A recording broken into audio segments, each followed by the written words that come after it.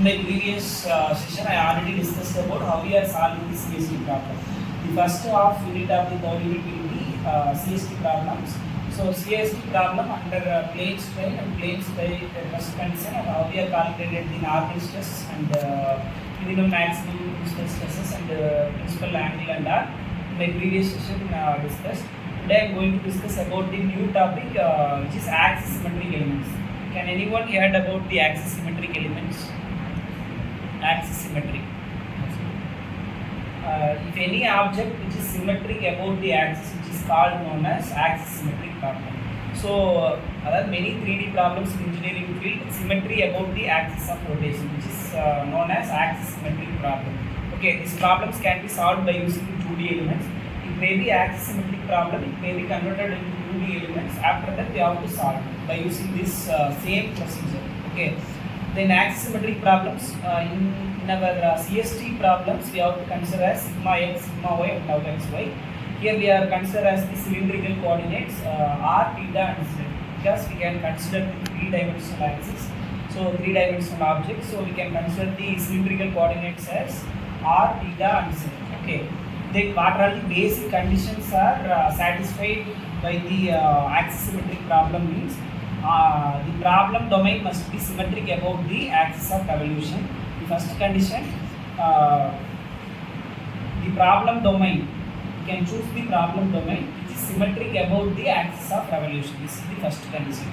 Then second conditions, we are applying any boundary conditions again which is symmetry about the axis of revolution. The third one is for all the loading conditions must be symmetric about the axis of revolution, both the boundary conditions and applying load and all the domain values, which is the coordinate points. All the values are symmetric about the axis of revolution means that is called axisymmetric problem. Okay. So normal stress in the CST problems only we have to calculate the sigma x, sigma y, and tau xy. In our axisymmetric problem, we are calculated the sigma r, sigma theta, and sigma z, because in our CST problems only we have to consider the 2-dimensional axis, so only we have to consider the x and y axis. In our axisymmetric problem, we are considering the 3-dimensional direction, which means cylindrical coordinates. So we can calculate the sigma r, sigma theta, and sigma z, and again the CS stress will be tau r z. So we can calculate the normal stresses, and strain value will be denoted as ER, E theta, Ez, and R comma Rz. These are the strain for the axisymmetric problem. And force vector Fr and Fz. Area will be there. We have to denote it as the coordinate points x1, y1. Here area values will be R and Z1. Only we can consider the R and Z direction.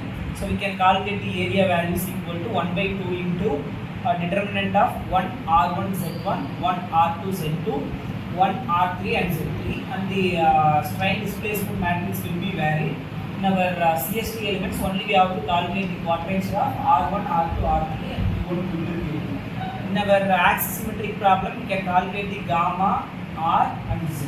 R, which is the average value of R1, R2, R3 divided by 3, and Z value also the average coordinate point of these three, Z1, Z2 and Z3. And the next we have to calculate the alpha 1, alpha 2, alpha 3. The quadrature values are alpha 1, alpha 2, alpha 3, and beta 1, beta 2, beta 3, and gamma 1, gamma 2, and gamma 3. Okay. After that we have to calculate the stress strain relationship matrix, which is denoted as B. So E divided by 1 plus V into 1 minus 2V. E is which is denoted as the n smallest.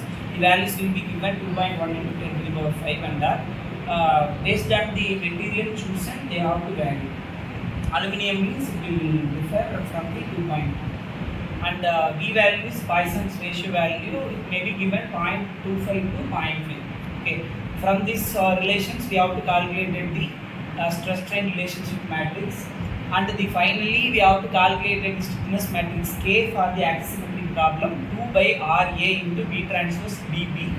V is nothing but the strain displacement matrix, and D is nothing but the stress strain relationship matrix. B transpose means we can transfer the row into column and column into row. Again area values we have to calculate it by using this formula.